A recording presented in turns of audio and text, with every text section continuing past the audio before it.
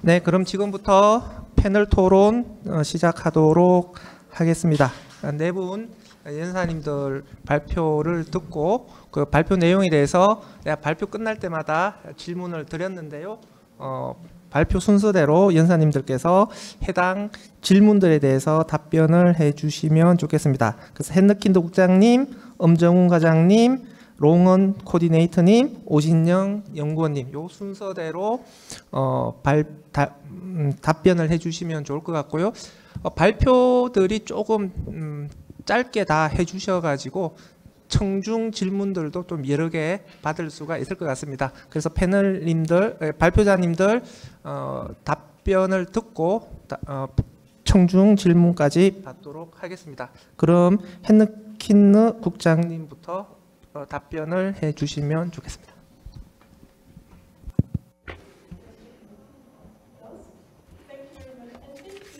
네, 제가 지난번 기억하기로 아까 첫 번째 질문이 그린 클라임 디렉티브에 대해서 여쭤봤던 게 맞지요? 실제적으로 많은 개발 과정이 EU에서 이루어지고 있습니다. 여러분들 아시는 것처럼 새로운 인스티튜션이 있습니다. 왜냐하면 저희가 2024년에 유럽위원회를 리뉴얼 했었는데요.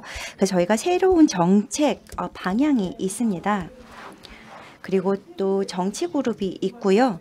그렇기 때문에 유럽 전체적으로 보았을 때 이런 방향의 전환이 있습니다. 그리고 경쟁력에 포커스를 두고 있고 EU의 성장에 포커스를 두고 있는 상황입니다. 이것은 전반적인 모든 거에 영향을 주고 있는데요. 이 중에서 그린 클라임스 디렉티브 역시 이러한 변화를 잘 보여주고 있습니다. 이러한 제안은 지난번 맨데이트를 기반으로 해서 이루어졌습니다. 그래서 위원회의 기본적인 아이디어는 리ኳ어먼트가 있다라고 했을 때 인더스트리가 어떤 주장을 했을 때 이것을 뒷받침할 수 있도록 하는 것입니다. 어떤 회사가 우리 제품이 지속 가능성이 있다라고 주장을 할 수 있잖아요. 하지만 이를 뒷받침할 수 있도록 하는 것입니다. 그리고 또 EU 이런 디벨롭먼트 외에도 몇 달 전에 위원회에서는 이것을 철회하는 것으로 제안했습니다. 그래서 그 유럽 이사회 차원에서 논의가 진행이 되었습니다. 그래서 기본적으로 이것은 에코 디자인과 직접적으로 직결되는 것은 아닙니다. 그러니까 이 GCD 같은 경우에는 마켓 클레임과 관련된 것이고요. 그리고 또 그 ESPR 같은 경우에는 제품 디자인과 관련된 거라고 할 수 있습니다. 근데 기본적으로 이 GCD 같은 경우에는 ESPR 이행에 영향이 있을 수가 있습니다. 그렇기 때문에 위원회에서는 이런 이 두 개를 모두 적용을 했을 때 기업 입장에서 버든이 될 수 있다라고 생각을 했습니다. 그리고 뿐만 아니라 저희가 에코 디자인 관련된 그러니까 ESPR 이행과 관련해서 교육이 필요하고요. 그리고 또 위원회는 최대한 기업들의 부담을 줄여주기 위한 많은 노력을 하고 있거든요. 이 정도 이렇게 설명을 드릴 수가 있을 것 같은데요. 그래서 지금 전반적으로 EU 차원에서 이러한 변화가 일어나고 있다는 점에 대해서 말씀드리고 싶습니다. 제품의 환경과 관련된 정보가 매우 투명하게 광범위하게 소비자들에게 공개가 되는 거잖아요. 그러니까 제품의 환경성과 관련된 정보가 ESPR을 통해서 투명하게 공개가 되면 그린 클레임이 그러니까 그린 워싱이 발생할 가능성이 없지 않느냐. 그러니까 ESPR이 시행이 되면 ESPR 자체가 그린 워싱을 막을 수 있는 조치이기 때문에 별도의 그린 클레임 디렉티브는 불필요하다. 그러니까 이런 주장도 EU 내에 있는 걸로 알고 있습니다. 이게 사실인가요?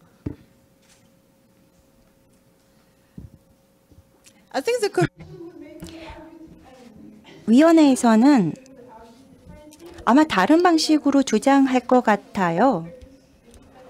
그러니까 기존의 입법자들 그리고 또 EU 하모나이제이션 프레임워크 어떤 식으로 소비자에게 제품을 판매하는지 그리고 또 에코 디자인 같은 경우에도 투명성을 강화하는 프레임워크라고 할 수 있는데요. 사실 소비자를 오도할 수 있는 클레임을 할 수 있잖아요. 그렇기 때문에 이것은 소비자를 위한 입법안이라고 생각을 하는 것이 맞겠습니다. 근데 저는 이게 폴리티컬 게임이라고 말씀드리고 싶어요. 그래서 아직까지 이 GCP 같은 경우에는 테이블 안에 올라와 있지 않은 상황입니다. 그래서 현재 그 의회에서 이제 그 결정이 나와야 되는 상황이고요. 그래서 어느 정도의 그 드라마가 펼쳐지고 있는 상황인데 구체적으로 어떤 일이 벌어질지는 조금 더 시간을 두고 지켜봐야 될 것 같습니다. 그런데 어쨌든 간에 이 에코 디자인이 소비자들을 안심시킬 수 있는 정보라는 점에서는 굉장히 긍정적이라고 생각합니다. 질문하고 싶은 게 저도 무척 많은데 시간 때문에 다른 패널 분들의 답변을 들어보겠습니다. 그러면은 우리 엄정훈 과장님 답변해 주시죠. 요거 쓰시면. 네.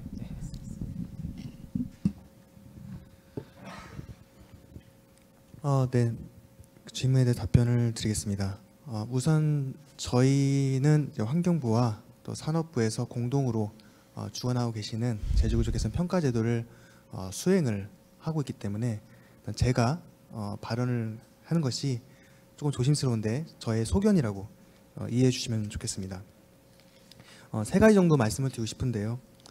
첫 번째, EU ESPR에서 요구하고 있는 재생원료 함량과 같은 요건은 다른 법을 통해서 의무화가 국내에서 이루어지고 있는 것으로 알고 있습니다. 최근에 국회에서 재생원료 함량 비율에 대한 의무화에 대한 법이 통과가 되었고 현재는 일회용품 플라스틱 제품을 대상으로 먼저 적용이 되고 있습니다만 향후에 또 다른 품목으로 계속 확장될 것으로 예상을 하고 있습니다. 그 외에 앞서 말씀드렸던 또 순환경제 사회 전환 촉진법 시행령을 통해서 여기에서는 전자제품에 대해서 순환원료 또는 친환경 소재의 적용 확대, 예비부품 보유기간 준수, 그리고 수리 서비스 관련 정보의 소비자에게 제공, 제지구조 개선, 또 제품 전과정 탄소 배출량 산정 및 저감 등의 요건을 이미 명시하고 있습니다. 그래서 다만 이 법문 내에서는 노력해야 한다라고 명시는 하고 있지만 저희 업계에서는 이 요건들이 언제든지 순환성 평가 제도의 요건으로 제도에서 다뤄질 수 있기 때문에 사실상 의무화가 되고 있다고 받아들이고 있습니다. 그래서 두 번째로 이 제지구조 개선 평가 제도가 어떻게 발전돼야 될 것인가, 두 가지 말씀드리면 하나는 국제 표준화에 대해서 말씀을 드리고 싶습니다. 이제 어떤 요건, 또 어떤 정보, 또 어떤 데이터를 수집할 것인가 이것도 중요하지만 참여자들이 누가 계시는가, 그러니까 어느 기업들이 참여하고 계신가도 중요하다고 생각합니다. 그러니까 이미 가전제품의 수입 비중이 대부분을 차지하고 있어서 이제는 국내 차원에서 촘촘하게 관리하고 깐깐하게 관리하는 것보다는 이제는 글로벌 협력이 중요한 시점이 되지 않았는가라고 생각이 듭니다.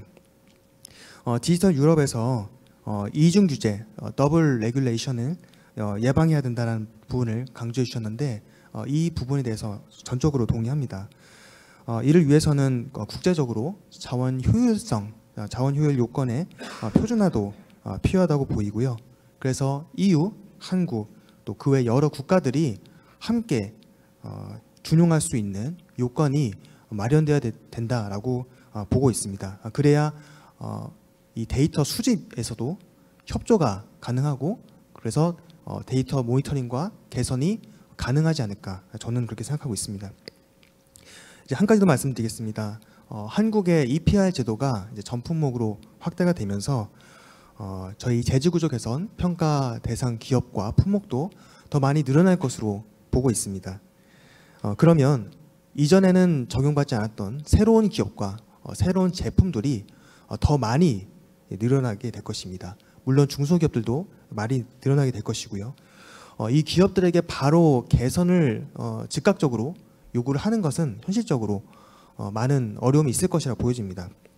그래서 저희는 이런 신규 기업에 대한 지원책도 필요하다. 예를 들면은 진단 지도와 컨설팅이 함께 동반돼야 된다. 그렇게 해서 이 평가 제도의 생태계를 확장해야 된다라고 저는 말씀을 드리고 싶습니다. 그리고 이 재지구조 개선 평가 제도는 한국에만 있는 특이한 제도입니다.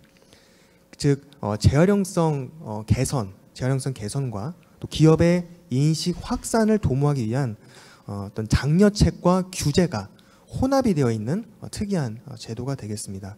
그래서 이거에 대해서 제출 의무만 있고 그 외에는 다른 요구사항이 없는 것 아니냐라는 시각도 있음을 이해하고 있습니다.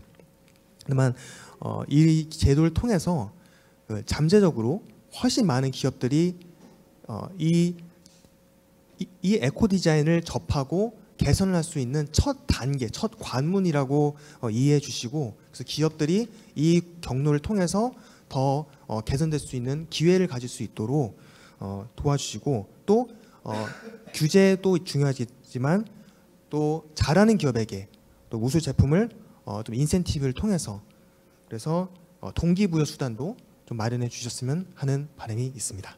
네, 이 정도 말씀 뵙겠습니다. 그러니까 제가 질문 드린 거는 그러니까 순환 경제 사회 전환 촉진법에 순환 이용성 평가 제도가 있고 자원의 절약과 재활용 촉진에 관한 법률에서 포장재 재질 구조와 관련된 규정이 있고 전기전자제품 자원순환법 즉 환경성 보장제에서 전자제품에 대한 재질 구조 개선 지침이 있는데 이 규정들이 일단 여러 법에 산재되어 있고 첫 번째, 두 번째 노력하여야 된다 정도의 자율성을 너무 보장하고 있기 때문에 이 재질 구조 개선 규정의 효과가 너무 약한 거 아니냐라는 부분이 있어서 이 부분들을 EU의 ESPR처럼 좀 더 통합적이면서 좀 더 강하고 좀 더 광범위한 에코 디자인의 내용을 담은 제도 개선으로 가야 되는 거 아니냐, 이럴 필요가 있는 것이 아니냐, 뭐 이런 취지로 제가 질문을 드렸는데 어쨌든 재질 구조 개선과 관련된 규정이 강화될 필요가 있다라고 하는 부분에 대해서는 동의를 하시는 거죠? 좀 부담스러운가요? 네, 제가 시간이 환경부와 산업부 중간에 있기 때문에 네. 예, 말씀드리기 좀 조심스럽지만 한 가지 정도 말씀을 드리면 재질구조 개선 평가는 다수의 품목들을 대상으로 적용을 하고 그 중에서 특정 품목들, 특히 어떤 개선이 필요한 품목들에 대해서는 환경부에서 순환형성 평가 제도를 통해서 개선을 강도 높게 하고 계시는 것으로 알고 있습니다. 그래서 서로 상호 보완적으로 유기적으로 운영이 되고 있고 이것을 어떻게 연계할 것인가에 대해서도 환경부에서 논의하고 계신 것으로 알고 있습니다. 네, 아무래도 정부 입장을 생각하셔야 되기 때문에 좀 더 완곡하게 말씀을 해주시는 것 같습니다. 그럼 세 번째로 우리 시브루트 롱은 코디네이터님 좀 말씀해 주세요.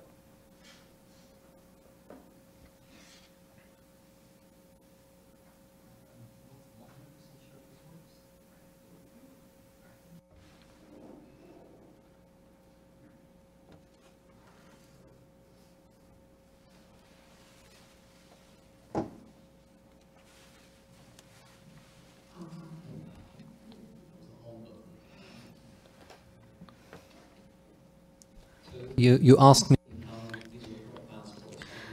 디지털 제품 여건이 유럽에서 어떻게 이행이 되고 있는지, 그리고 정부는 어떻게 수집하고 있는지, 한국은 어떻게 대응해야 할지 질문하셨는데요. 제가 질문을 정확히 이해했기를 바랍니다. 먼저 정보 수집과 관련해서 설명드리도록 하겠습니다. 우리가 기업들과 함께한 그런 연구를 보면요. 많은 정보를 기업들이 수집을 해야 되고 파트너들과 공유를 해야 됩니다. 이미 그 정보를 기업이 가지고 있습니다. 그런데 IT 시스템 안에 넓게 산재를 하고 있어요. 그래서 디지털화의 문제라고 생각합니다. 그래서 IT 시스템을 서로 연결하고 기업 부서 간의 그런 시스템을 연결하는 노력이 필요하다고 생각합니다. 그래서 IT 개발이라든지 RT 병합 이런 것들을 통해서 이런 디지털 제품 여건을 통합시키는 그런 노력이 필요하다고 생각합니다. 이 정보를 보고하는 것과 관련해서, 즉 이 정보를 공유하는 것과 관련해서 사실 과거에는 그런 제품 여건이 없었잖아요.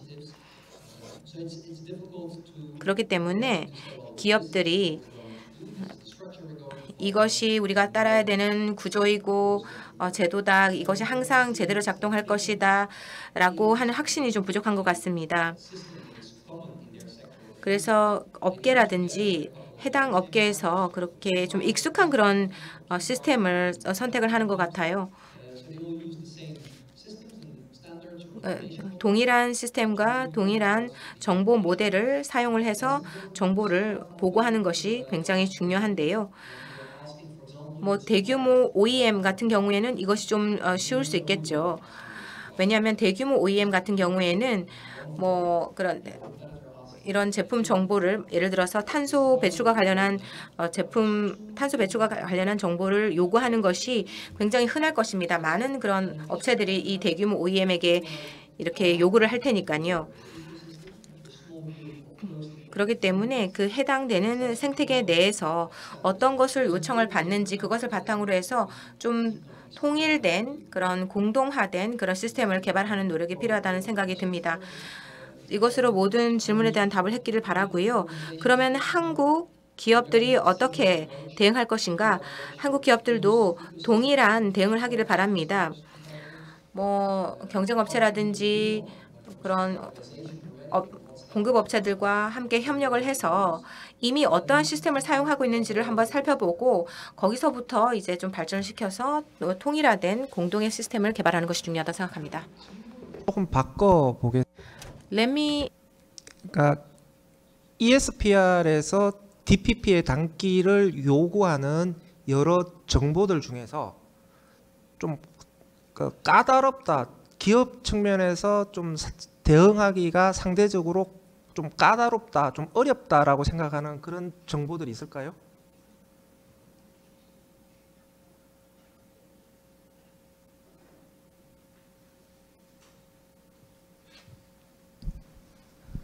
That's a tricky. 굉장히 어려운 질문입니다. 어떤 기업들이 어떤 정보를 공유하기를 어려워하는지 제 생각에는 수집하는 데는 어려움이 없다고 생각합니다. 그런데 공유하는 데 어려움이 있겠죠. 그런데 이미 많은 정보를 기업이 가지고 있다고 생각합니다. 이 DPP에서 어려운 것은 바로 그 지적재산권 관련한 정보를 공유하는 것이 굉장히 어렵다는 생각이 들어요. 뭐 기술적인 문제도 있겠죠. 그리고 경쟁사가 알지 않기를 바라니까 그런 부분이 있을 것이라고 생각합니다. 그래서 지적재산권과 관련해서 좀 합의가 필요할 것 같아요. 예를 들어서 어떤 정보를 공유할 수 있을지에 대한 것, 그리고 또 기술적인 그런 부분에 있어서도 정보를 공유하는 것이 어려운 부분이 있을 것입니다. 어떤 사람들은 접근할 수 없는 그런 정보가 있을 것입니다. 그리고 또 기업들이 가지고 있지 않은 정보도 있습니다. 가치사슬에 관련된 정보, 그리고 공급업체에 대한 정보, 그리고 탄소 배출량과 공급업체의 탄소 배출량에 관한 정보, 이런 것들을 기업이 사실 확보하기가 굉장히 힘듭니다. 그런데 구매를 할 때 공급업체로부터 물품을 구매를 할 때 이런 정보를 기본적으로 그 제품에 포함이 될 수 있도록 계약서에 담는 방안을 생각해 볼 수 있겠죠. 네, 역시 질문할 게 좀 많이 남아 있지만 시간 때문에 이쯤 하고요. 마지막으로 우리 오진영 책임연구원님 말씀해 주세요. 네, 좌장님께서 질문하셨던 부분이 에코디자인 관련해서 앞으로 다가올 항목 중에서 LG전자가 가장 어렵게 느끼는 거고 우려가 되는 점을 조금 여쭤보셨는데요. 어떤 특정 항목보다는 사실 새로운 분야, 새로운 요구사항에 대해서 소개가 될 때 평가 기준이나 혹은 명확한 디렉션이 같이 동반되지 않는 경우, 그런 경우가 사실 기업 입장에서는 가장 어려운 부분입니다. 저희가 뭐 리소스를 투입해서 어떤 부분의 요구 사항을 만족시키는 것, 그건 이제 기업이 이제 알아서 해결해야 될 문제라고 저는 생각을 하고, 단 방향이 불명확한 경우 투입되는 리소스가 낭비될 수 있고요. 그 다음에 컴플라이언스 리스크가 여전히 존재하는 경우가 발생할 수 있기 때문에 그 부분이 가장 저는 이 새로운 분야, 새로운 요구사항에 대해서는 우려하는 부분입니다. 그리고 두 번째 질문 주신 게 조금 어려운 질문인데, 새로운 정부가 이제 환경 관련 정책을 드라이브를 걸 가능성이 있고, 그래서 여기 관련해서 에코 디자인, 요 자원을 관련해서 기업의 의견을 좀 여쭤보신 걸로 저는 이해를 했습니다. 사실 기업의 입장을 제가 대변할 수 있는 거는 아니고요. 저는 이제 기업에서 컴플라이언스 업무를 담당하는 담당자 입장에서 좀 말씀을 드리면, 방향은 정해져 있다, 뭐 글로벌리 가는 방향이 정해져 있다라고 하면 사실 저희 나라도 우리도 이제 쫓아가는 게 저는 맞다고 생각을 하는데, 결국은 속도와 수준의 문제라고 보고 있습니다. 그래서 사전 대응은 항상 중요한 것 같아요. 그래서 저희가 먼저 다른 나라에서 시작하려고 하는 규제에 대해서 먼저 해서 뭐 적응성을 기른다던가 저희 제품의 경쟁력을 높인다던가 하는 방법은 좋은 방법이긴 한데, 너무 앞서 나가게 되면 불필요한 작업들을 기업들이 해야 되고, 그 결과는 결국은 기업의 제품의 가격 경쟁력이나 이런 부분에 악영향을 미칠 수 있다고 생각을 합니다. 그래서 사실은 한 반발짝 정도만 앞서 나갈 수 있으면 좋겠다라고 생각은 하고요. 그리고 이거를 내부에만, 반발짝 앞서 나간 거를 내부에만 이제 우리나라에서만 규제하려고 하지 말고, 결국은 이거를 국제 표준화나 혹은 다른 나라를 설득시켜서 그 나라에 있는 규제를 우리나라 기준으로 만족할 수 있다던가, 이런 활동이 조금 더불어 이루어지면 사전에 했던 작업들이 좀 더 효율적으로 기업 입장에서도 사용될 수 있을 거다라고 저는 생각을 하고 있습니다.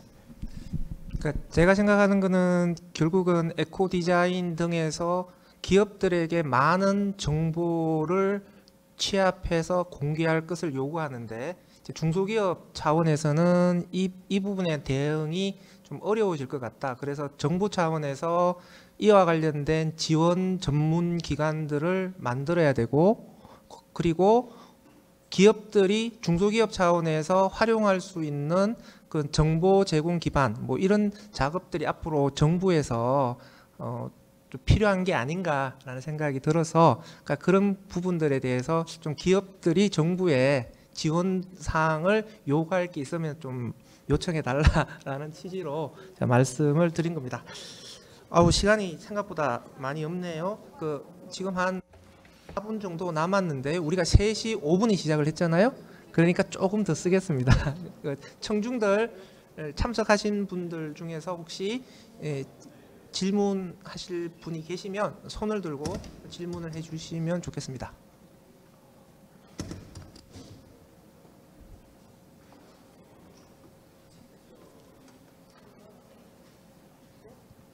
네, 좀 마이크.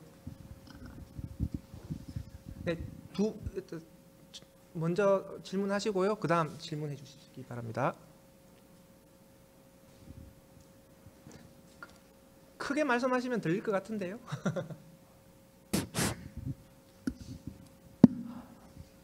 제 헨느키느 국장님께 제가 질문이 있는데요. 저희 DPP 관련해서 방대한 데이터를 저희가 이제 소비자한테 기업들이 이제 소비자한테 이제 제공을 해야 하는 거잖아요. 그거를 이제 소비자들이 좀 이해하기 쉽게 또 그리고 활용할 수 있게 좀 할 수 있는 대체 방안 같은 게 또 있는지 그런 거 좀 설명 좀 부탁드리도록 하겠습니다.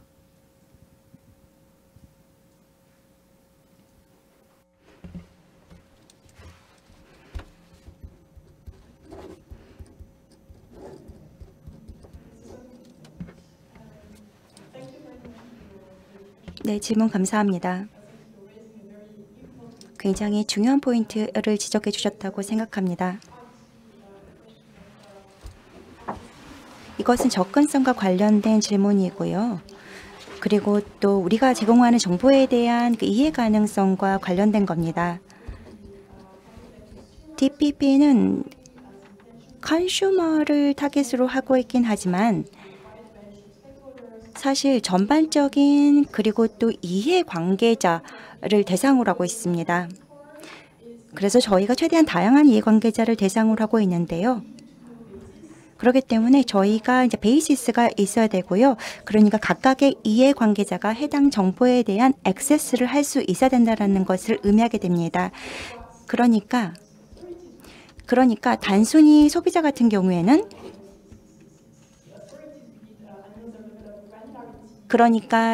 그 권한 당국 같은 경우에는 또 다른 레벨에서의 정보가 필요하다는 겁니다. 소비자에게 제공되는 정보는 소비자가 필요로 하는 정보가 제공되는 것이 중요할 것입니다. 그리고 또 다른 DPP의 포텐셜이라고 한다면 OEM을 포함시키는 가능성이라고 할 수 있는데요. 자발적인 정보를 포함시키는 것입니다. 그래서 동일한 QR코드라던가 동일한 라벨을 이용을 하는 건데 여기에다가 그러니까 여러 가지 포맷으로 제품의 지속 가능성과 관련된 다양한 정보를 확보할 수 있도록 하는 것입니다. 이런 방식으로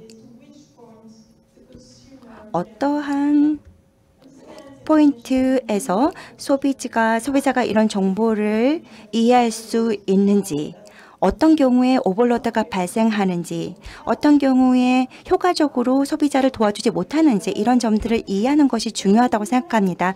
이런 부분을 염두에 두는 것이 저는 중요하다고 생각합니다. 그래서 DPP 그리고 또 설계라는 측면에서 보았을 때 저희가 소비자의 관점을 항상 염두에 두는 것이 중요하다고 생각하고요. 그리고 또 정보, 데이터 포인트라고 하는 것이 중요합니다. 소비자에게 중요한 데이터를 염두에 두는 것이 중요합니다. 제가 답변을 잘 했기를 바라요. DPP와 관련해서 지금 QR 방식만이 지금 활용되는 건가요? 아니면 이후에서는 QR 이외의 다른 방법으로 정보 제공하는 수단들이 개발되고 있나요? 오로지 QR?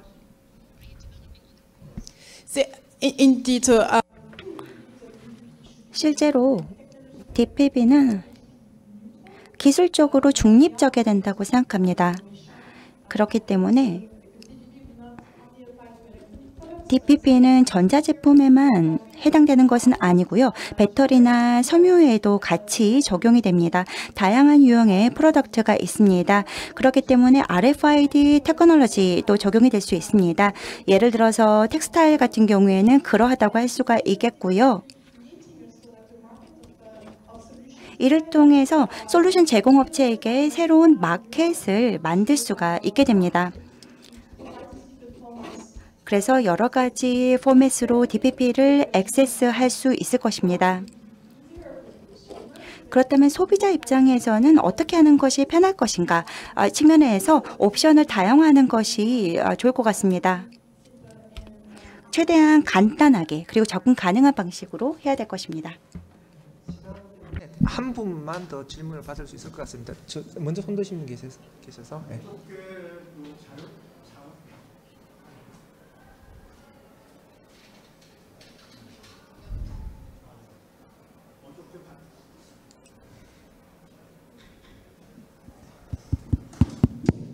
어저께 발표 장표를 보면 디시와셔하고 그 론더리 세탁기에 대해서 어댑션 타임라인이 26년으로 되어 있더라고요.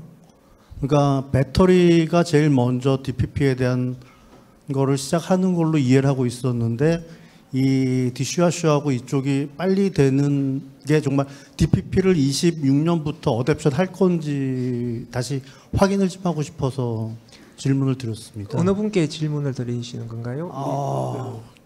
정확하게는 아마 그 헨느킨너 국장님이 아마 답변해 주셔야 될 것 같은데요. Actually, I'm not. 사실 답을 잘 모르겠습니다. 왜냐하면 현재 저희가 디지털 유럽에서 커버하는 프로덕트가 아니거든요. 현재 스터디가 진행 중에 있습니다. 위원회에서 지금 현재 스터디를 진행하고 있는 상황입니다. 그런데 2026년까지는 좀 어느 정도의 그림이 나올 거라고 생각이 됩니다. 아니면 2027년 정도. 그리고 배터리 DPP가 최초로 적용될 예정입니다. Try and elaborate. 좀 더 자세히 설명드리도록 하겠습니다. 제가 알기로 디시워셔와 세탁기에 대한 적용이 굉장히 빨리 일어날 것은 맞습니다. 에너지와 에코 디자인 정보를 포함하는 것이 빨리 적용이 되는 것이지 DPP가 디시워셔와 세탁기에 빨리 적용되는 것은 아닙니다. 그 DPP는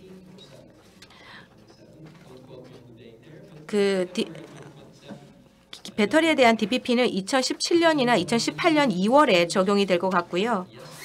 2027년이나 2028년 2월에 적용될 것 같습니다. 2026년도에 관련 그런 법안이 지금 있고요.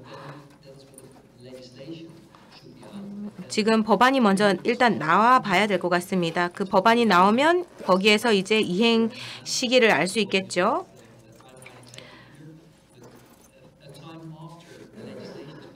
이제 법안이 발표되고 난 이후부터는 실제로 이제 실행이 될 것입니다. 2026년도에 디시워셔와 세탁기에 대한 DPP 적용은 사실이 아닙니다.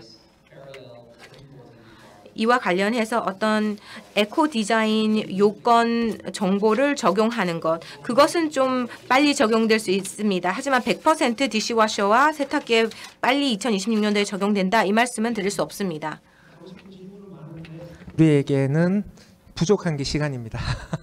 이 시간이 이미 초과되었기 때문에 오늘 한EU 에코 디자인 포럼은 여기서 마쳐야 될 것 같습니다. 발표해 주신 네 분 발표자님, 그리고 계속 오랫동안 자리에 계셨던 분들 모두 다 수고하셨다는 감사의 말씀을 드리고 싶습니다. 자, 이것으로 에코 디자인 포럼을 마치도록 하겠습니다.